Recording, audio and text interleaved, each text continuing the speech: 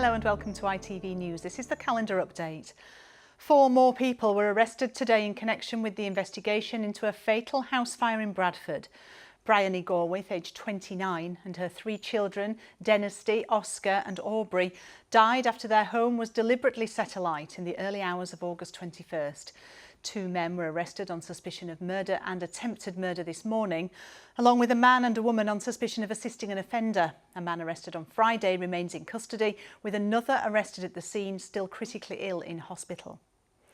Police are urging people to surrender zombie-style knives and machetes ahead of a ban coming into force next month. Surrender bins will be available at police stations across the region from today as part of a 4-week amnesty. Those who give up weapons before the 24th of September will not be arrested or face prosecution. The government says it's the first step in plans to halve knife crime in the next 10 years.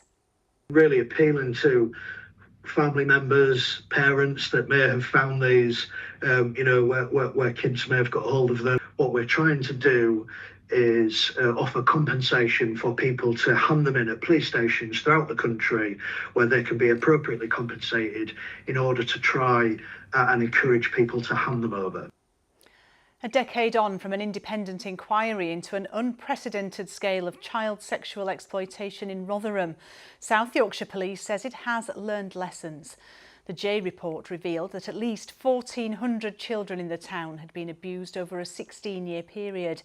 It also said that those in authority had failed to act and that the police had underplayed the scale of the issue. Police have renewed appeals for anyone who has information about a woman from Doncaster who's been missing for 2 weeks. A huge search is underway for 66-year-old Christine Stenson, who spent the afternoon of August 12th with her sister before returning to her home in the Wheatley area. Detectives have now released a CCTV image which shows her just after 6 o'clock that evening walking down Ascot Avenue. Swimmers have been urged to avoid going into the sea at Scarborough's South Bay due to serious health concerns. The UK Health Security Agency has warned that venturing into the water at the beach at the North Yorkshire resort could result in diarrhoea, sickness and other potentially nasty symptoms because the water quality has been deemed poor due to pollution. Charities which collect abandoned tents from Leeds Festival have been told they can no longer donate them to the homeless. Hundreds of tents are left on the Bramham Park site by campers who spend the weekend at the music festival. This year, many were damaged during strong winds on Friday morning, but Leeds Council says those collecting tents this year will not be allowed to give them to homeless people, as it wants to encourage them into more permanent accommodation. Well, part of Leeds came to a standstill this afternoon as the city's annual West Indian Carnival made its way to Potter Newton Park.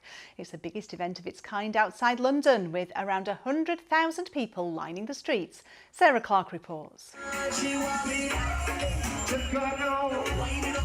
With vibrancy and energy, this year's Leeds West Indian Carnival didn't disappoint the tens of thousands of spectators who line the streets. Absolute joy to see people experience it. I think all the hard work, all the frustrations that you may sometimes experience, seeing people on the streets in their costumes and seeing the patrons and the spectators equally enjoying it, like that is unmatched. Carnival is just a really special time because it's just a big family feel. We love all the bright colours, the music, the dancing, the food. Everybody's coming together. The vibes, yeah. Unique is cultural, multicultural. They bring all the community in Yorkshire together. The first event was held back in 1967, founded by Sir Arthur France.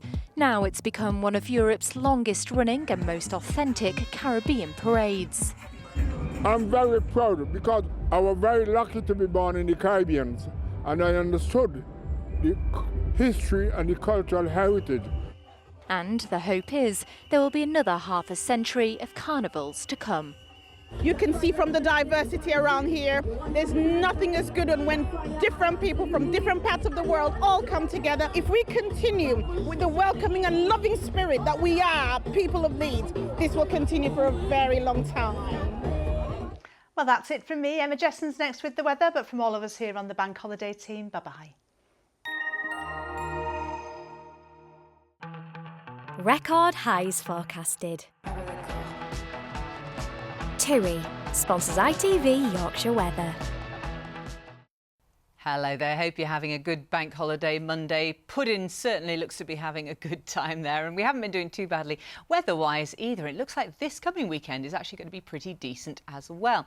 So let's take a closer look. Currently we are ahead of this frontal system which is slicing the UK in two, dividing it northwest to southeast. That frontal system pushes eastwards and eventually clears the warmer air ahead of it away out into the North Sea, but I don't think it's going to reach our part of the world until Wednesday night into Thursday, so we'll probably have the rain overnight then, and it'll be fine behind it once more with this high pressure building for Friday onwards, so that will keep this weekend fine and dry too.